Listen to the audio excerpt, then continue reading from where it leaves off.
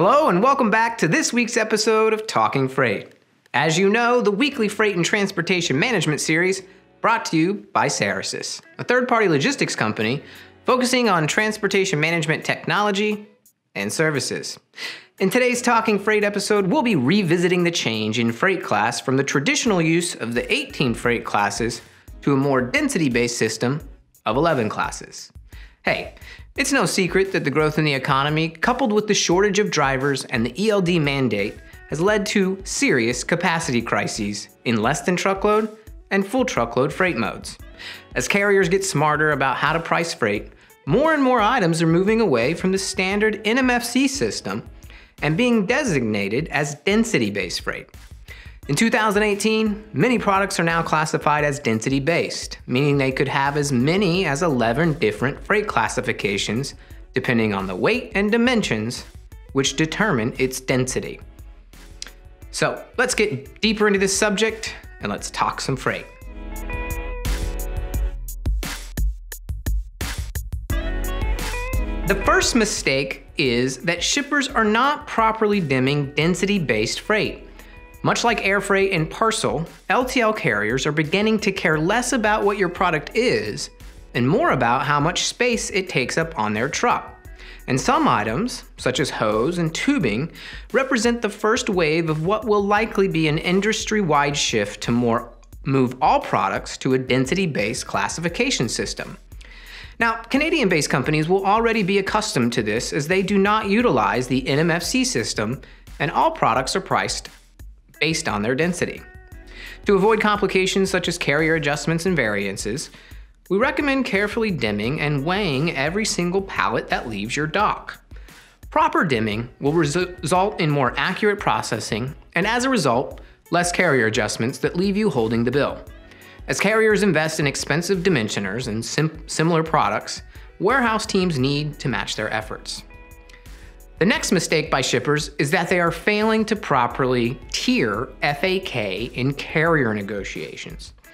FAK is an acronym for Freight All Kind, which is simply a pricing mechanism that groups multiple classes of freight into a single class. It is commonly used as a strategy for shippers who either ship many different freight classes mixed together on one pallet or frequently within defined bands of density-based freight. Of the two, more shippers will more commonly fall into the second category. Consider, for example, that a healthy portion of the product you ship is classified at freight classes 100, 125, and 150. As a result, it may be smart to negotiate an FAK 100 for all freight classes between 100 and 150. The benefit of doing it this way is that you will get to take advantage of a lower freight class on shipments classified at 125 and 150, as the FAK would dictate the shipment rates at class 100. And you would also benefit from fewer adjustments and variances because of carriers reweighing or dimming your pallets. For example, if you shipped a pallet and determined its freight class was 100, but the carriers measured your shipment at the terminal and determined a discrepancy, your shipment could be subjected to reclassification, potentially bumping up the class and changing the rate that you are billed. However, using the above example, even if the carrier changed the class from 100 to 125 or even 150, your billed rate would not change because of the negotiated FAK. So where do shippers go wrong? Most often, in my experience, I see FAK tiers that are poorly constructed, either by trying to cast too wide of a net. For example, trying to utilize an FAK for too large of a class range, 50 to 300, for example, or by failing to optimize the FAK for the classifications they most heavily ship products at. Many shippers utilize too large of a FAK to take advantage of what they deem to be ease of processing orders. However, by not properly building their tiers, they may be sacrificing discounts in exchange for FAK bands they are not even utilizing. To avoid this pitfall, we recommend conducting a proper density study to examine your heaviest and most used freight classes. Keep your FAK bands to ranges of 100 or 150 at most. For example, FAK 50 for classes 50 to 150. And don't be afraid to build more than one tier in your tariffs. The third common mistake we see is that shippers are not taking advantage of technological advancements. Software as a service, also known as SaaS providers, 3PL companies, and other providers have stepped in to fill the void between shipper and carrier, offering solutions that change the way businesses process freight, obtain visibility of their freight, and pay invoices, thereby reducing labor and providing indirect cost benefits. Many companies are resistant to giving up control to an outside provider.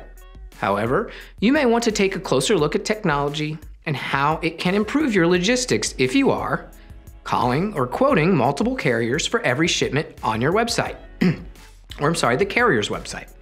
Utilizing a static paper routing guide for inbound or outbound shipments, if you're manually entering freight charges into an ERP or accounting system, lacking a mechanism for quickly identifying carrier adjustments and invoice variants, or finding that tracking shipments in transit is a chore.